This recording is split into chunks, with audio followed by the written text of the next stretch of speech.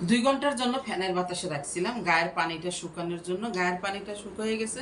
এবার চলো আচারের মশলাটা বানাই নি। আসো। কড়াই গরম দিছি।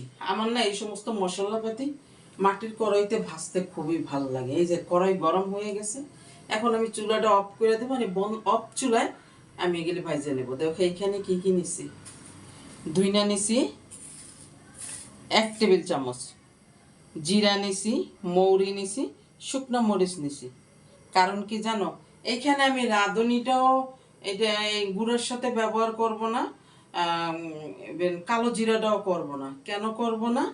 করলে না ওইটা আচারটা কালো হয়ে যায়, রংটা কালো আসে, এই জন্য। চলো চুলা অফ করে দিলাম। শুকনো মরিচটা দিব,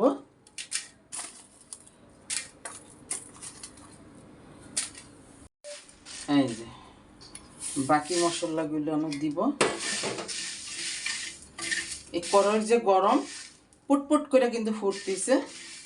এই গরমে আমার ঘেরানো বের হয়েছে, ঘেরানো বের হয়ে গেছে, বুঝছো তোমরা? কড়াই যেহেতু গরম। হ্যাঁ, এই জন্য খুবই ভাল লাগে এই মাটির কড়াইতে হাঁড়ি পাতিলে কাজকাম করতে। দেখো ভাজা হয়ে গেছে, সুন্দর একটা ঘেরানো বের হয়েছে। এই যে সরষেটা একটু আধা ভাঙা দিয়ে নেব, আর দিব না। এখানে আমি শুধু আচারে হলুদ সরষেটা ব্যবহার করতেছি। দেখো সরষেটা আধা ভাঙা করে নিছি, পুরোপুরি একদম পাউডার গুঁড়া করিনি, হয়ে গেছে। কি সুন্দর সরষে আস্তগুলি দৌড়ে যাইতেছে। এবার যে মশলাগুলি টাইলে রাখছিলাম এগুলি সুন্দর করে গুঁড়া করে নেব। এই যে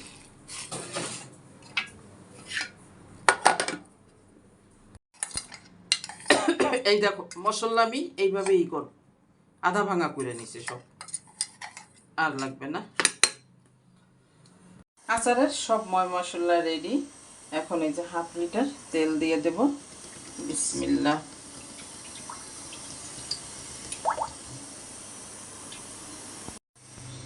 পাতিল চেঞ্জ করে দিছি, কারণ আমার আম বেশি, এই জন্য ওই পাতিলে দিলে আচারটা একদম গাদে গাদে হবে, ই হয়ে যাবে।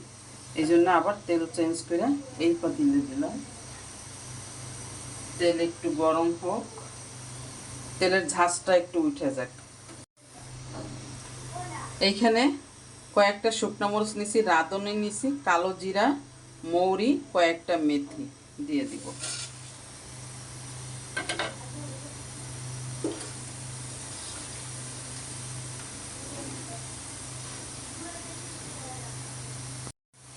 রসুন দিয়ে দেব। এই দেখো আম দিয়ে দেব। বিসমিল্লাহ। এবার উঠাও।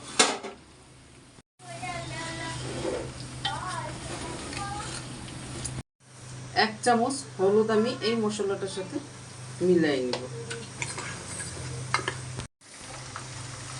সব তেলের মধ্যে দেওয়া হয়ে গেছে আম। হ্যাঁ, এখন হচ্ছে নাড়াচাড়া করে ভাজতে থাকবে।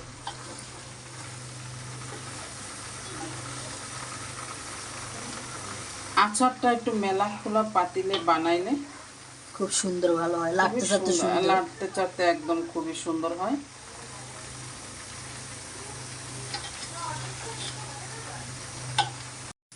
সরষে গুঁড়াটাও দিয়ে দিব।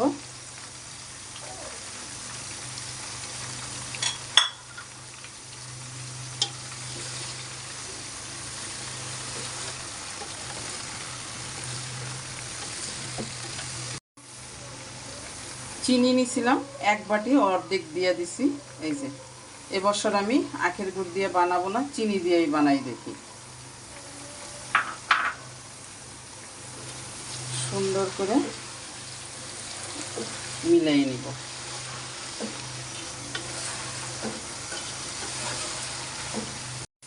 সিরকাটা দিয়ে দেব।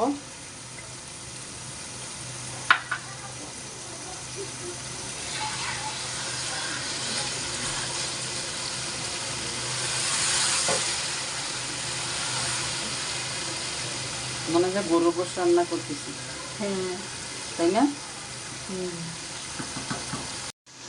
লবণ দিয়ে দেব এখন।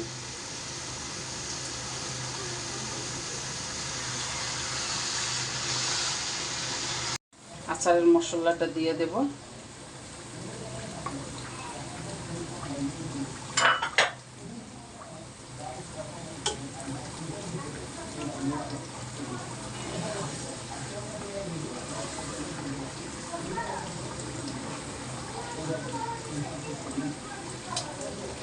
আস্তে আস্তে তেলটা বের হবে। চুলা কমানোই আছে। মশলার ঘ্রাণটা এখন ভিতরে যাক।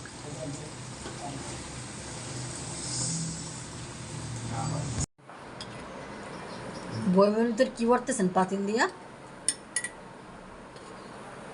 আপনি দেন না, আপনার তো কইছিলাম। তা আপনি কইছিলেন কি?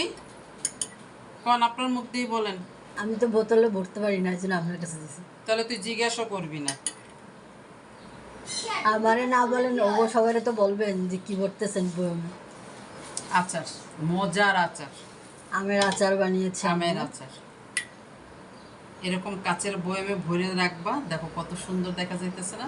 আচারটা সেই সুন্দর হয়েছে মাশাআল্লাহ। মানে দৌড়ের আগে মাইরের পিছে।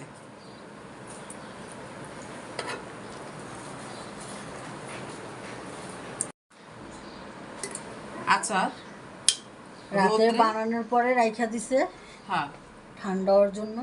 ঠান্ডা হওয়ার জন্য। আমি আচারটা এইভাবেই বানাইছি, কারণ এই আচারটা খিচুড়ির সাথে, পোলাওর সাথে, সব কিছুর সাথে দেখো বুঝে নি।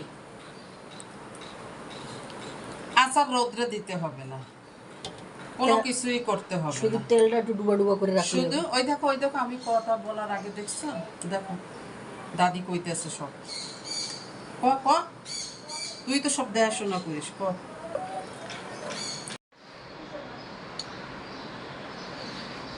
বয়মে তেল ছাড়া যে আচারটুক থাকবে সুন্দর করে এইভাবে মুছে নিতে হবে।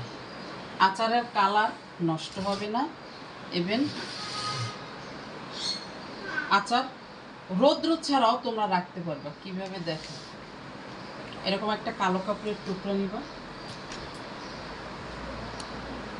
এই দেখো, রবার্ট তো এনার করি।